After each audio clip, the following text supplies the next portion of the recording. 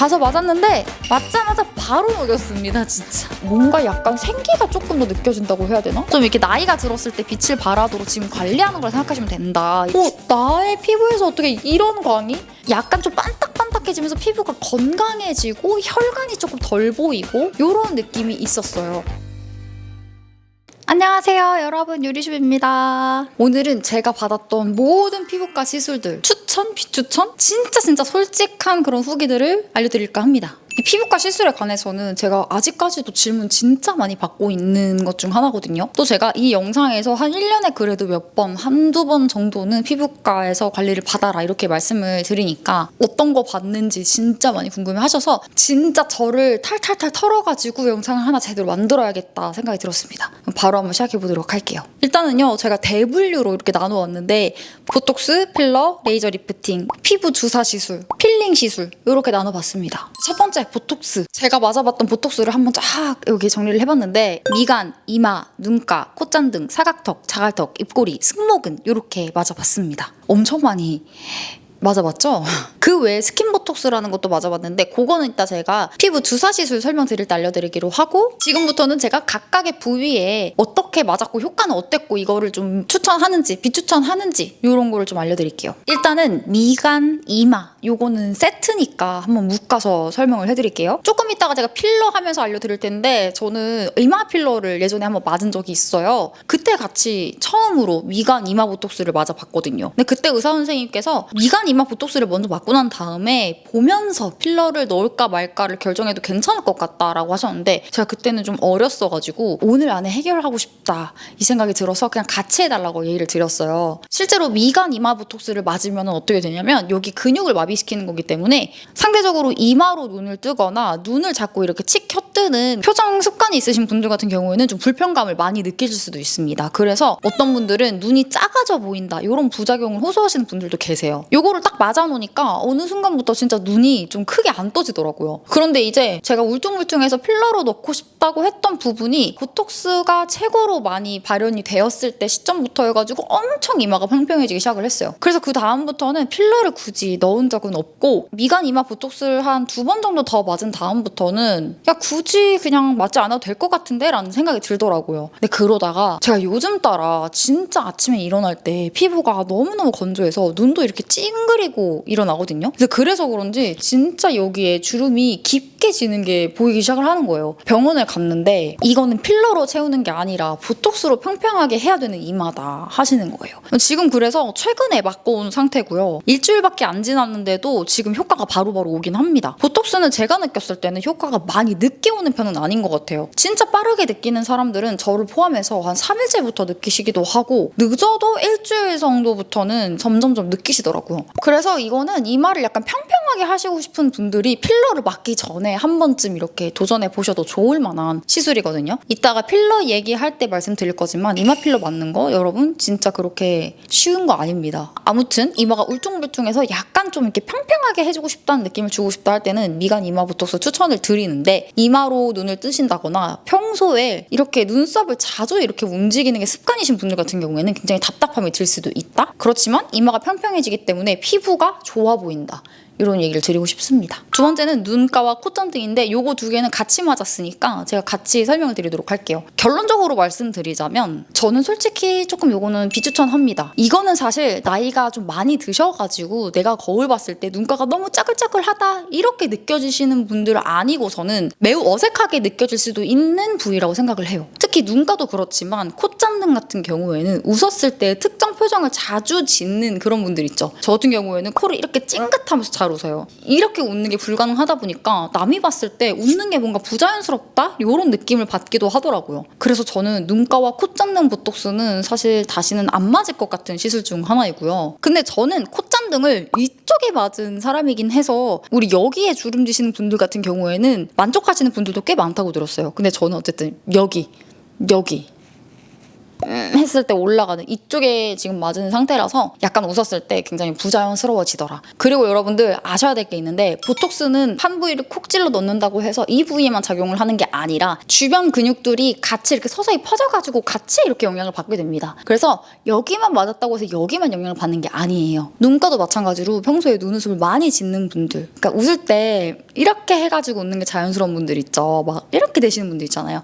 그런 분들 같은 경우에는 굉장히 좀 처음에 당황스러우실 수도 있어요. 사실 내가 어떠한 표정 때문에 눈가가 너무 많이 신경 쓰인다, 이게 나중에 깊은 주름으로 될 것 같다 라는 고민이 있으신 분들과, 그리고 나이가 많이 드셔가지고 좀 자글자글해가지고 너무 보기가 싫다 하시는 분들 외에는 굳이 라는 생각이 좀 드는 그런 보톡스 부위였어요. 그리고 사실 눈가 같은 경우에도 효과가 그렇게 뭐 크게 보이진 않더라고요. 제가 아직 젊어서 그런지. 그리고 사각턱 보톡스, 요거 진짜 제가 할 말 너무 많은데 결론적으로 말씀드리자면 저는 사각턱 보톡스를 앞으로는 맞지 않을 생각이에요. 아까 말씀드렸지만 보톡스가 한 부위를 콕 찔러 넣는다고 해서 이 부위에만 작용을 하는 게 아니라 그 주변 부위도 딱히 퍼진다고 말씀을 드렸죠. 저는 항상 볼페임이라는 거, 땅콩형 얼굴, 요거에 대해서 경각심이 있었기 때문에 주기적으로 맞으러 가서 항상 이렇게 부탁을 드리긴 했었어요. 그래서 의사 선생님도 그 부위를 피해서 놔주시기는 하셨지만 어쩔 수 없이 영향을 받기 때문에 제 얼굴형이 갈수록 땅콩형이 돼가는 걸 저도 어느 순간 느껴지더라고요. 이 사각턱 보톡스는 여러분들 얼굴이 갸름해진다고 해가지고 굉장히 많은 사람들이 진짜 쉽게 접근할 수 있는 보톡스 중 하나지 않을까라는 생각이 들거든요. 저도 그랬고요. 근데 이게 굉장히 쉽게 생각하면 안 되는 그런 부위라고 생각을 해요. 어떤 분들 영상을 보니까 진짜 그분은 맞기 전에는 막 여기가 엄청 막 이렇게 가로 길이가 넓으셨는데 맞고 나서 이렇게 굉장히 갸름해지신 분들도 있긴 있더라고요. 근데 이게 아닌 사람도 있다는 거. 그래서 상담을 가서 꼭 의사 선생님한테 제가 볼페임이 생겨서 땅콩형 얼굴형이 될 수도 있는 그런 얼굴인가요? 한 번쯤 이렇게 상담도 해보시고 맞아보시는 걸 추천드려요. 지금 저 보시면 볼페임이 좀 많이 개선이 됐죠?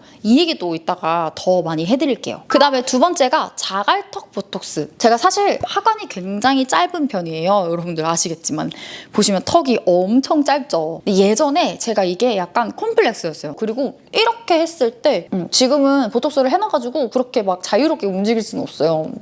약간 보이시나요? 근데 이런 것들 때문에 움직일 때마다 말할 때마다 여기가 더 짧아 보이는 거예요. 저처럼 이런 고민 가지신 분들 같은 경우에는 여기 필러를 굳이 맞지 않으셔도 자갈턱 보톡스만으로도 이렇게 말할 때 움직일 때 보이는 그런 짧아 보이는 하관, 울퉁불퉁해 보이는 턱에 대해서 고민을 많이 해결해 보실 수 있다라는 걸 알려드리고 싶었거든요. 저도 이따 필러 말씀드릴 때 다시 한번 얘기를 드릴 테지만 저 턱 필러도 옛날에 맞았었는데 다 녹였어요. 그 이후로는 자갈턱 보톡스만으로도 이렇게 개선된 거를 경험을 하고 계속해서 이렇게 자갈턱 보톡스를 꾸준히 맞고 있습니다. 왜냐면 우리가 아무리 힘을 안 준다고 해도 이 턱에는 계속해서 힘이 들어가요. 보세요. 지금도 지금 쓰고 있죠. 지금 보톡스 거의 풀려가고 있는 상태인데 이럴 때마다 턱이 짧은 분들, 그리고 턱이 울퉁불퉁한 분들 같은 경우에는 더 이게 도드라지겠죠. 그래서 이거를 움직이지 않게끔 고정을 해주면 이마 보톡스 맞았을 때랑 마찬가지로 평평하게 펴지기 때문에 굉장히 매끈해 보입니다, 턱이. 그래서 저는 자갈턱 보톡스는 좀 추천하는 편이에요. 이게 굳이 뭔가 불편함을 주거나 어색함을 주는 부위는 전혀 아닌 것 같아서요. 그 다음에 입꼬리 보톡스. 이것도 제가 할 말이 굉장히 많은데 결론적으로는 지금은 전혀 맞고 있지 않습니다. 이 입꼬리 보톡스는 주로 입술 필러를 맞을 때 이 필러가 움직이는 것을 방지하기 위해서, 그리고 입꼬리가 살짝 올라가기 위해서 여기다가 주사하는 건데요. 뭐 유행이 요즘에는 뉴 입술 이런 것들을 약간 별로 안 좋아하기도 하고 사람들이, 저도 안 좋아하고 그래서 요즘에는 맞고 있지 않아요. 그리고 굳이 어떤 불편함을 느끼지는 못했던 것 같은데 저는 솔직히 입술 필러랑 같이 짝꿍으로 이렇게 맞았던 그런 시술이라 그런지 잘 생각도 안 나고요. 그냥 필러가 움직이지 않는 데에는 도움을 좀 줬던 것 같고 입술 모양이 살짝 위에 이렇게 되긴 합니다. 잘 안 내려가긴 해요. 그리고 마지막 보톡스는 바로 승모근. 승모근은 제가 맞은 지 거의 한 달 조금 넘은 것 같아요. 사실상 저는 승모근이 그렇게 많이 발달된 편이 아니에요. 그래서 병원에서도 많이 효과가 없을 수 있다. 통증 때문에 이 시술을 하시는 거라면 굉장히 만족하실 거다라고 얘기를 하셨어요. 실제로 저는 솔직히 말해서 승모근이 그렇게 많이 발달 발달되지 않은 편임에도 불구하고 맞았던 이유가 바로 통증 때문이었어요. 저는 거북목도 아니고 일자목이에요. 여러분 일자목이 제일 안 좋거든요. 이런 분들 같은 경우에는 이 승모근 보톡스 맞았을 때 진짜 만족도가 크실 거예요. 제가 지금 그렇거든요. 잠을 좀 잘못 잤을 때 저 여기가 너무 아파가지고 고생했던 적이 진짜 너무 많아요. 뭔가 집중을 할 때라든지 뭔가 일을 할 때 이럴 때도 저 약간 자세가 항상 안 좋기 때문에 특히 저는 이렇게 목이 이렇게 나가는 편이거든요. 진짜 이런 분들은 승모근 보톡스 한번 지금 맞아보셨으면 좋겠어요. 근데 보통 승모근 보톡스 맞으면 팔 힘이 좀 떨어진다고는 하는데 저는 사실 그렇게 크게 느껴보진 않았던 것 같아요. 근데 이거는 사람마다 굉장히 다를 수 있다는 거.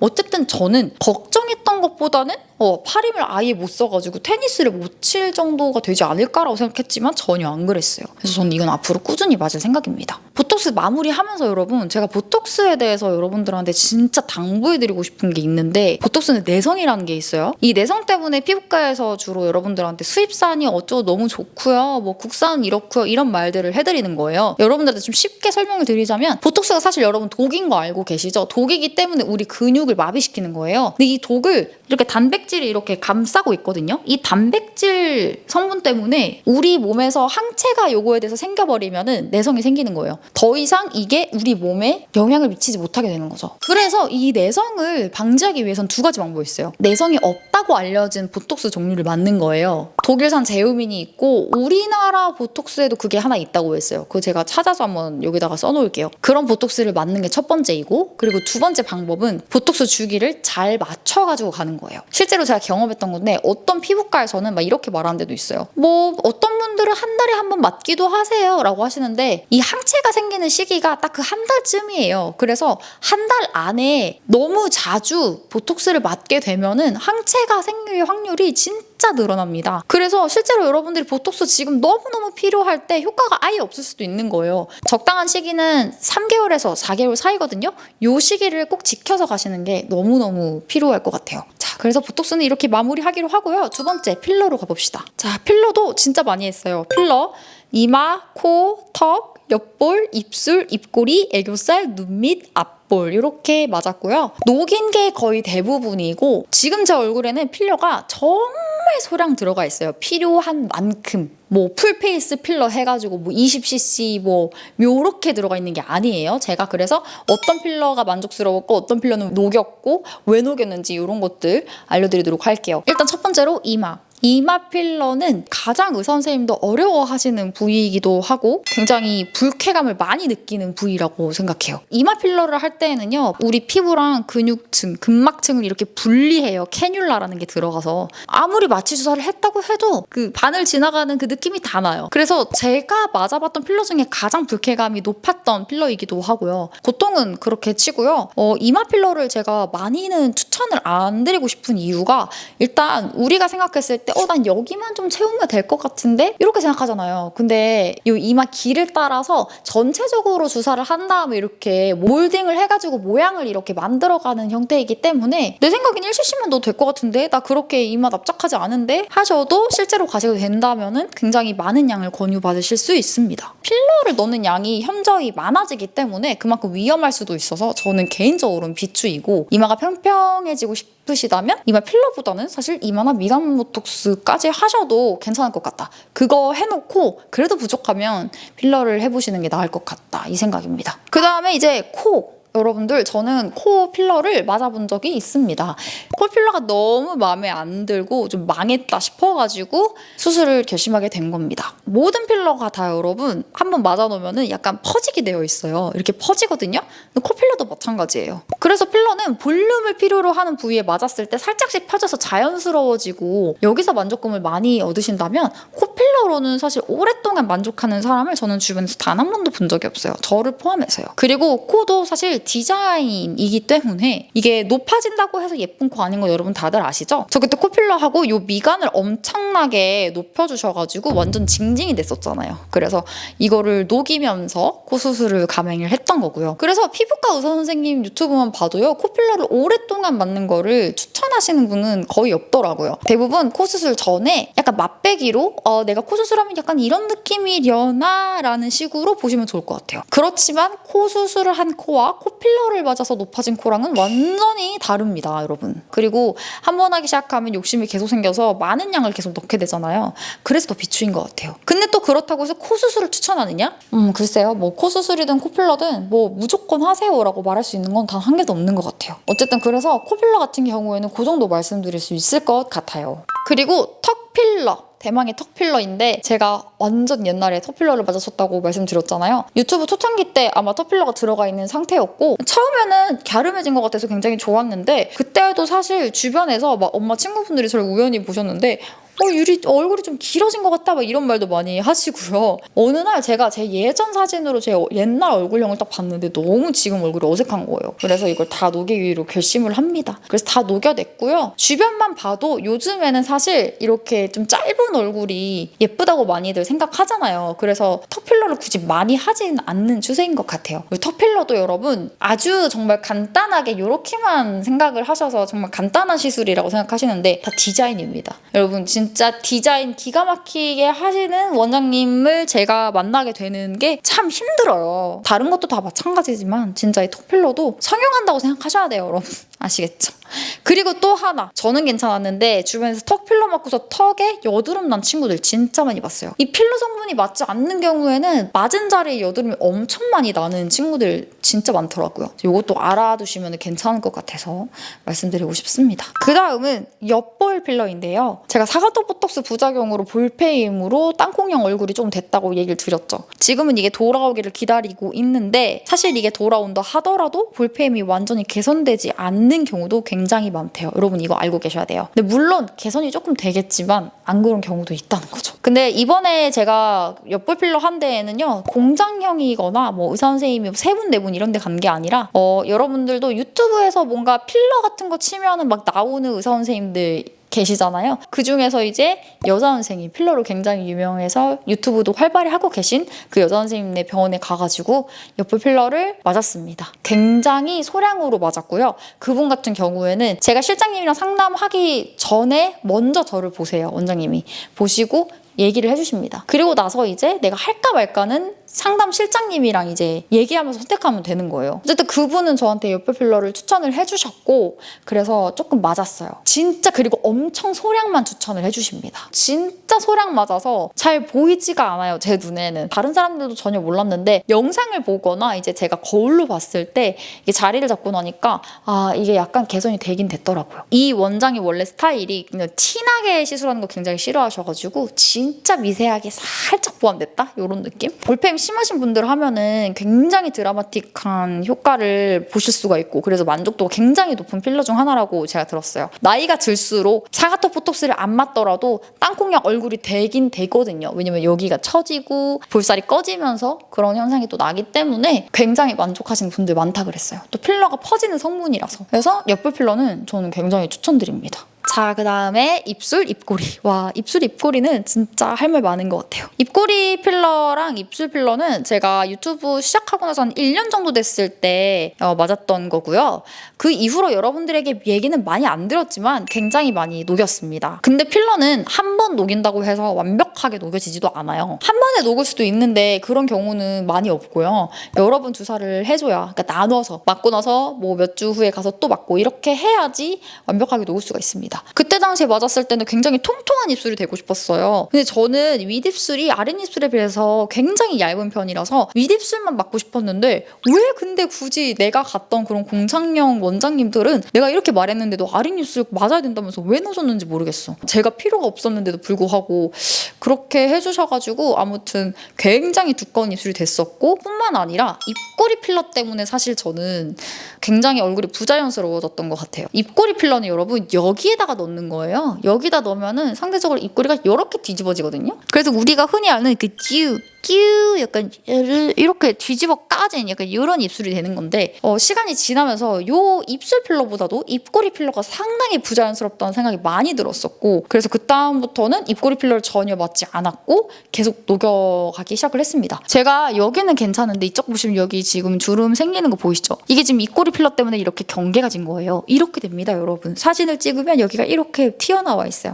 굉장히 부자연스럽겠죠? 그래서 요거를 저 나눠서 지금 녹여내고 있는 상태이고 아랫입술도 진짜 한 3번인가 녹였던 것 같아요. 그래서 사실 입술 필러는 입꼬리 필러는 저는 진짜 비추고요. 입술 필러는 입술이 너무 쪼글쪼글하게 말려 들어가는 듯이 보인다 하시는 분들한테 소량만 맞는 거 정말 추천드리긴 하거든요. 확실하게 이게 뭔가 이미지 변신을 위해서 굉장히 좋은 시술인 것 같긴 해요. 이 입술이 한 끗 차이로 굉장히 부자연스러워질 수도 있는 부위이기도 해서 진짜 적당량 맞고 리터치 주기도 진짜 길게 가져야 되는 부위 중 하나이지 않을까라는 생각이 듭니다. 다른 부위에 비해서 굉장히 피부가 얇기도 해서 더 티가 많이 나거든요. 자, 그 다음에 애교살 말씀드릴게요. 애교살은 여러분들 처음 들어보시죠? 제가 애교살 필러 했다는 거. 지금은 보셔서 아시겠지만 다 녹여낸 상태이고요. 제 애교살 필러는 진짜 유튜브 하기 완전 예전에 맞았었어요. 근데 그때 당시에 20대 초반이었는데 제가 20대 초반 때는 여러분 인조틱한 그런 얼굴들이 굉장히 유행을 했었어요. 막 미인상이라고 해서. 근데 그게 좀 많이 심해지다 보니까 막 강남미인도 막 이렇게 해가지고 막 풍자하는 그림도 나오긴 했지만 어쨌든 그 강남미인도가 나오기 직전까지 굉장히 그런 얼굴들이 실제로 유행을 했었어요. 이마 볼록, 코 완전 높고 턱 뾰족하고 이런 얼굴들. 애교살도 물론 볼록하고. 근데 저는 애교살이 사실 그렇게 막 엄청 도드라지는 얼굴은 아니에요. 그래서 지금이야 애교살 메이크업 많이 하지만 전 정말 예전부터 애교살 메이크업을 되게 많이 했었어요. 근데 이제 애교살 필러라는 게 막 나오는데 제 눈에는 너무 그게 예뻐 보이는 거예요, 진짜. 그래서 갔죠. 가서 맞았는데 맞자마자 바로 녹였습니다, 진짜. 와, 저는 그때 처음 알았어요. 이 그리는 애교살과 넣어서 만든 애교살은 정말 천지 차이구나. 우리가 뭐 그려서 만드는 애교살이 있죠? 요거 절대로 그 모양대로 안 나와요. 이 넣어서 만드는 애교살은 전혀 다른 느낌입니다.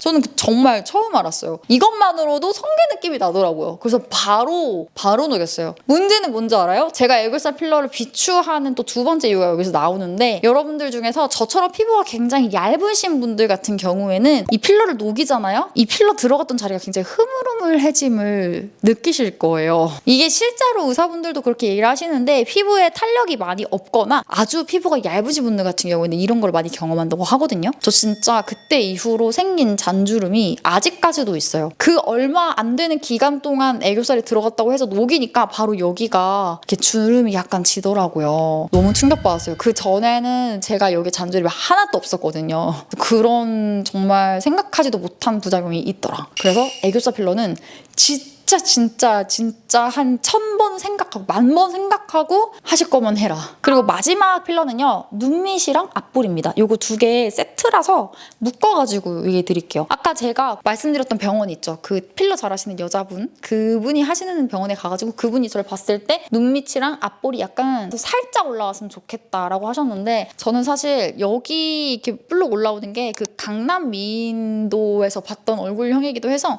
굉장히 경계심을 많이 가졌었어요. 예전부터. 원장님이 전 부자연스러운 거면은 절대 하지 않는다라고 얘기하셔서 한 믿고 받아봤어요. 근데 정말 조금 넣으셨거든요. 진짜 거의 뭐 넣는 게 없었어요. 근데 진짜 처음에는 솔직히 이게 맞아 했는데 자리를 잡고 나니까 이게 필러가 조금 퍼지잖아요. 그러니까 이게 좀 뭔가 약간 생기가 조금 더 느껴진다고 해야 되나? 확실히 여러분들은 모르시겠죠? 이거는 병원만 잘 선택한다면 약간 요즘에 얼굴에 생기가 좀 부족한데 싶으신 분들한테는 저 이거 추천드립니다. 거듭 말씀드리지만 제가 추천한다고 해서 필러는 아무 병원에 가시면 안 돼요, 여러분. 공장형 병원이 아닌 곳 이런 데에서 필러는 맞으시는 걸 진짜 추천드립니다. 정말로 이거 너무 중요해요. 어쨌든 정말 자연스럽게 생기가 약간 생긴 느낌이더라. 자, 여기서 필러는 이제 마무리를 해볼 텐데 끝으로 제가 필러 얘기하면서 얘기 드리고 싶은 거는 일단 첫 번째는 필러는 생각보다 굉장히 오래 지속됩니다. 이게 시간이 지나서 그렇게까지 많이 흡수되는 재질의 물질은 아니에요. 그래서 너무 많이 리터치하지 않으셔도 된다는 거.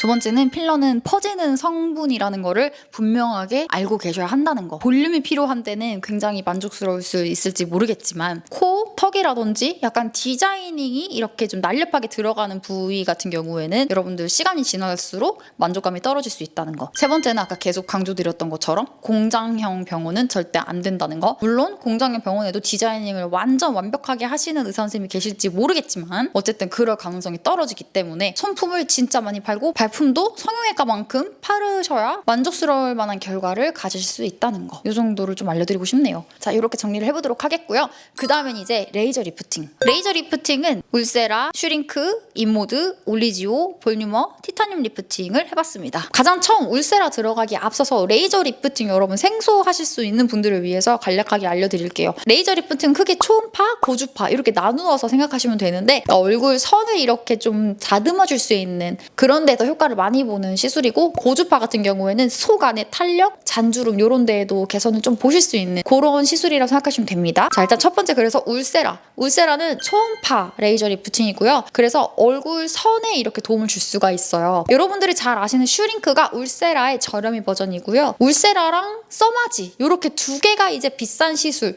효과가 굉장히 좋은 시술이라고 해서 굉장히 비슷한 그런 시술들이 많이 나오고 있는 거예요. 울세라는 저는 여기 전체가 아니라 턱 밑에만 들어갔었는데 이게 저는 비수면으로 진행을 했었거든요. 울세라가 너무 아파서 사실 강남권 병원만 하더라도 진짜 수면으로 진행하는 병원이 정말 많아요. 근데 저는 아무것도 모르고 비수면으로 했었는데 죽을 뻔했고요. 진짜 저는 원래도 레이저 시술을 진짜 잘 못 받는 사람이에요. 너무 통증을 심하게 느껴서요. 근데 슈링크도 전 너무 아픈데 울세라는 어땠겠어요? 정말 죽을 뻔했어요. 골로 갈 뻔했어요. 그래서 제대로 된 출력을 느껴보지도 못했고 정말 약하게 받았는데도 너무너무 제가 죽을 것 같아 하니까 제가 몇 개 남겨놓고 그만하겠다고 말씀도 드렸었거든요. 그래서 사실 효과 부분에서 그렇게 못 느꼈던 것 같아요.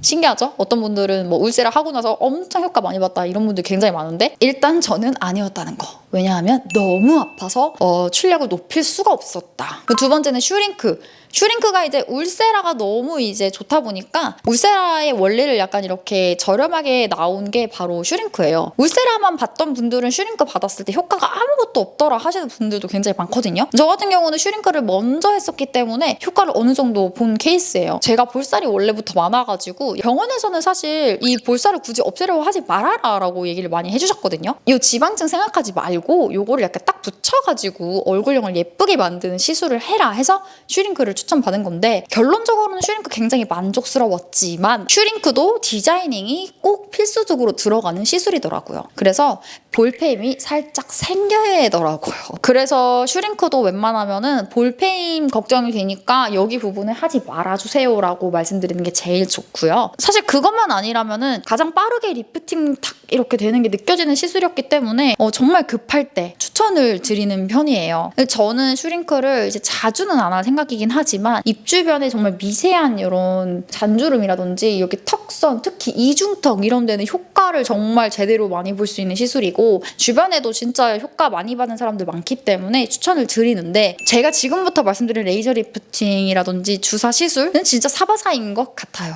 무슨 말인지 아시겠죠? 아무튼 저는 그렇게 느꼈다는 거. 근데 가성비는 굉장히 좋았다. 일반 슈링크가 있고 요즘 최근 나온 유니버설 슈링크 이렇게 나오잖아요. 근데 유니버설 슈링크라고 해서 효과가 더 좋거나 뭐 출력이 더 세거나 이런 건 아닌데 빠르게 끝낼 수가 있어요. 그러니까 조사하는 그 시간이 더 짧아져요. 유니버스가. 그 다음에가 이제 인모드. 인모드에는 포마랑 FX 두 종류가 있는데요. 하나는 지방층을 이렇게 태워줘가지고 지방이 많으신 분들이 효과를 많이 보는 거. 그리고 다른 하나는 이따가 말씀드릴 올리지오처럼 속 탄력을 이렇게 주는 방법. 이렇게 두 가지로 나눌 수가 있어요. 전 두 가지 다 해봤는데 정말 지금 생각해보면 진짜 감사드리거든요. 저한테 지방층 많이 없애지 말아라 이렇게 얘기를 하셨었어요. 그래가지고 한 2번 정도 인모드를 받았던 것 같고요. 너무 아팠습니다. 인모드도 너무 아팠어요. 자꾸 뭔가를 태우는 느낌. 내 얼굴에서 뭔가 휴지를 이렇게 태우는 느낌이 들어요. 그런 시술이에요. 특히 그 지방층 태우는 시술이 좀 그랬고요. 지방층 아니고 약간 속 안에서 탄력을 주는 그런 시술 같은 경우에는 그 아픔이 좀 덜 했던 것 같아요. 인모드는 고주파로서 써마지에 저렴이 버전이라고 생각하시면 되는데 사실 써마지만큼 효과가 크지는 않아서 한때 확 올랐다가 지금 또 이렇게 잠잠해진 시술 중 하나인 것 같아요. 근데 이것도 마찬가지로 사바사라는 거. 저는 인모드보다는 슈링크에 조금 더 맞았던 사람이고 그래서 더 자주 했던 것 같아요. 세 번째는 올리지오인데요. 올리지오도 고주파 시술입니다. 근데 올리지오는 속안에 탄력을 주는 그런 레이저 리프팅이라고 생각하시면 되고 올리지오도 아팠어요. 저는. 그러니까 피부가 얇으신 분들 같은 경우에는 이 올리지오 같은 시술이 진짜 아프대요. 저는 어떤 느낌이었냐면 얼굴에 이렇게 라이터를 이렇게 탁 이렇게 하는 느낌? 진짜 죽을 것 같아요. 이 열이 쌓이면서 진짜 죽을 것 같아가지고 이 시술 같은 경우에는 젊었을 때 많이 해두면은 나중에 나이 들어가지고 굉장히 빛을 발하는 시술이라고 했어요. 티는 많이 안 나요. 솔직히 말해서. 제 피부가 나쁜 편도 아니고 모공이 그렇게 큰 편도 아니기 때문에 잔주름도 많이 없어서 피부과에서 지금 당장 이걸로 뭔가 효과를 보시기보다는 약간 차곡차곡 쌓아가지고 적금처럼 좀 이렇게 나이가 들었을 때 빛을 발하도록 지금 관리하는 걸 생각하시면 된다. 이렇게 얘기를 하셨거든요. 인모드 슈링크는 모르겠지만 올리지오 같은 시술은 좀 계속할 의향이 있어요. 적금 같은 시술이니까. 그리고 그 다음은 볼륨어라는 시술인데 볼륨어는 올리지오보다 조금 더 출력이 강하게 들어가서 더 효과가 좋다고 해가지고 제가 한번 해봤어요. 근데 올리지오보다 더 아프거나 이런 느낌보다는 그냥 비슷했고요. 통증은. 근데 마찬가지로 이것도 적금식으로 하는 그런 시술이기 때문에 저는 수면되는 병원에서 아마 볼륨어나 올리지오를 계속 꾸준히 할 생각이에요. 속탄력에 이렇게 관여를 해주기 때문에. 그리고 마지막 요즘에 진짜 핫한 티타늄 리프팅. 요거는 이제 초음파랑 고주파를 합쳐놓은 장점을 합쳐놓은 거라고 생각하시면 돼요. 초음파도 쏴주고 고주파도 쏴주거든요. 근데 이게 장점이 뭐냐면 안 아픕니다. 안 아파서 진짜 이게 효과가 되려나 했는데 효과를 좀 빠르게 본 시술이었어요. 저는 여기만 했었거든요. 너무너무 효과를 빠르게 봐가지고 굉장히 놀랐고요. 그만큼 가격이 굉장히 비싸더라고요. 통증 신경 쓰이시고 초음파랑 고주파 두 가지 다 하고 싶다 하시는 분들은 이 티타늄 굉장히 추천드리는 시술 중 하나입니다. 저도 한 번 더 해볼까 생각하고 있어요. 지금 한 번만 해봤거든요. 그래서 아무튼 레이저 리프팅은 여기서 마무리를 해보도록 하겠고요. 그 다음에 이제 피부 주사 시술 들어가 보도록 하겠습니다. 저는 피부 주사 시술은 스킨보톡스 그리고 주베룩, 리쥬란 힐러 이렇게 세 가지만 딱 해봤어요. 스킨보톡스는 지금까지 2번을 했는데 사실 어제 2번째를 맞고 왔어요. 아까 제가 첫 번째로 근육에 넣는 그런 보톡스를 말씀드렸잖아요. 요거는 근육층이 아니라 제일 피부 표피층에다가 넣는 보톡스라고 생각하시면 돼요. 그래서 스킨 보톡스는요 피부 표피에 들어가기 때문에 보톡스를 물에 희석을 해가지고 피부 전체에다가 이렇게 포 뜨듯이 이렇게 들어가게 됩니다. 그래서 엠보싱이 생겨요. 근데 스킨 보톡스 같은 경우에는 엠보싱이 오래 가지는 않지만 이 주사 자국이 조금 갈 수는 있어요. 그래서 제가 지금 오늘 피부 표현을 조금 두껍게 한 건데 약간 피멍이 살짝 들긴 하거든요. 근데 이거는 한 4, 5일 정도 되면 없어지는 것 같고 엠보는 진짜 빨리 사라집니다. 근데 이따 말씀드릴 스킨 부스터는 좀 달라요. 주름에 크게 관여를 하지는 않지만 피부 위에 있는 미세 잔주름이라든지 그리고 모공도 살짝 이렇게 평평해지는 느낌도 들고요. 전체적으로 연예인들 피부 보면은 막 엄청 번떡번떡 광나잖아요. 거의 스킨 보톡스 때문이라고 하시더라고요. 저도 정말 놀랐는데 보톡스 자체가 아까 말씀드렸던 것처럼 효과가 나오는 시기가 그렇게 오래 걸리지가 않아요. 저는 스킨 보톡스 한 4일째부터 밤에 잠잘 때 너무 놀라기 시작했거든요. 나의 피부에서 어떻게 이런 광이? 이건 스킨케어 잘해가지고 나는 광이 아니다. 이거는 진짜 피부가 그냥 여기가 펴진 듯이 나오는 그런 광이다 라는 생각이 들더라고요. 너무너무 신기했고 지속은 한 달 반 정도 갔던 것 같아요. 근데 이게 사실 여러분 제가 이따가 말씀드릴 주베룩이라든지 리쥬란 힐러 뭐 이런 것처럼 피부 자체를 개선시켜주는 주사는 아니에요. 그러니까 한마디로 피부 스킨층을 약간은 마비시켜가지고 피부를 뭔가 매끈해 보이게 하는 그런 시술이거든요. 그래서 사실은 피부가 좋아진 건 아니라는 거. 그렇지만 이게 모공에도 관여를 해주기 때문에 실제로 여드름 많이 나시는 분들도 효과를 보신 분들 많아요. 다양하게 도움을 줄 수 있는 그런 시술이지 않을까 싶은데 저는 일단은 계속해서 맞을 의향이 있습니다. 어쨌든 근데 한 3달 정도 되니까 효과가 다 떨어지더라. 두 번째는 주베룩인데요. 주베룩은 비교적 좀 최근에 나온 스킨 부스터예요. 여기서 잠깐 여러분 스킨 부스터가 뭔지 궁금하시죠? 스킨 부스터는 말 그대로 피부에 직접 이렇게 주사 형태로 넣어가지고 피부를 좋게 만들어주는 시술이라고 생각하시면 돼요. 그래서 아까 스킨 보톡스랑 마찬가지로 피부 전체에 포를 뜨듯이 이렇게 주사 형식으로 이렇게 넣게 되는 건데 스킨 보톡스보다 훨씬 더 아픕니다. 주사하는 방법도 두 가지가 있어요. 손주사가 있고 그리고 기계를 통해서 이렇게 한꺼번에 이렇게 넣는 방법이 있거든요. 손주사가 덜 아프다고 하시는 분들이 있고 기계가 덜 아프다고 하시는 분들이 있는데 저 같은 경우에는 손주사가 훨씬 나았고요. 기계로 했을 때는 좀 빨리 끝나기도 하지만 바늘 자국이 더 많이 생기고 이게 이렇게 흡착하면서 음압 자국이 생겨요. 음압 자국이 저는 많이 남더라고요. 피부 얇으신 분들은 절대 제발 손주사로 놓으세요. 주베륵은 뭐 피부 재생이라든지 결 관리, 뭐 탄력, 모공 뭐 요런 데 굉장히 좋다고 알려져 있는 스킨 부스터인데 두 가지 종류가 있거든요. 주베륵 볼륨이랑 그냥 주베륵이 있어요. 주베륵 볼륨은 필러를 대체할 수 있을 만한 그런 주사라고 해서 필러보다는 드라마틱하진 않지만 어쨌든 볼륨을 줄 수 있는 그런 스킨 부스터래요. 저는 그냥 주베륵을 맞았었고요. 이제까지 총 2번을 맞았는데 일단 효과는 굉장히 천천히 나타나는 편이더라고요. 한 2주 넘어서부터 효과가 조금씩 보이기 시작을 했는데 약간 좀 반딱반딱해지면서 피부가 건강해지고 혈관이 조금 덜 보이고 이런 느낌이 있었어요. 이런 효과가 있었고 지금 2회차까지 그래서 맞은 상태인데 2회차를 맞고 제가 지금 한 달 반 정도가 흘렀거든요. 근데 이게 처음 맞을 때는 3주에 한 번에서 한 달에 한 번 이렇게 3번을 연달아 맞고 뭐 6개월 주기로 맞아라 이렇게 하던데 제가 그 시기를 놓쳐서 그런지 효과가 확 떨어졌어요.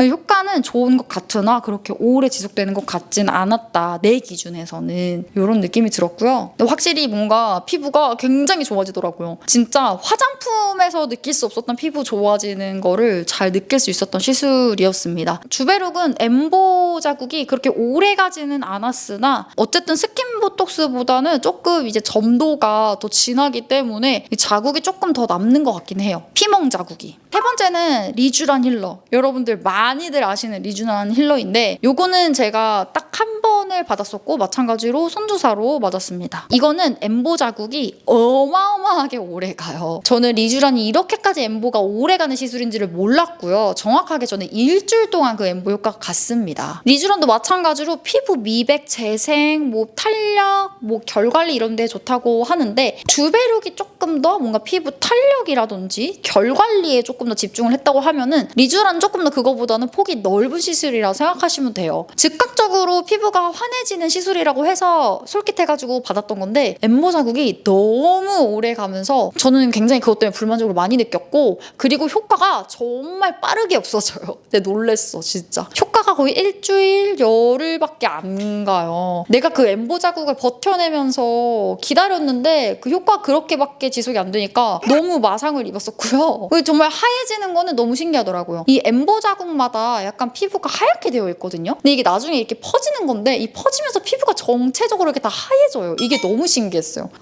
내가 한 일주일 정도 후에 뭐 주요한 소개팅 자리 뭐 이런 게 있다 하시는 분들은 리쥬란 힐러를 추천드리긴 하거든요. 근데 어쨌든 일주일 동안은 약간 좀 사람 만나기가 좀 부끄러울 수 있다.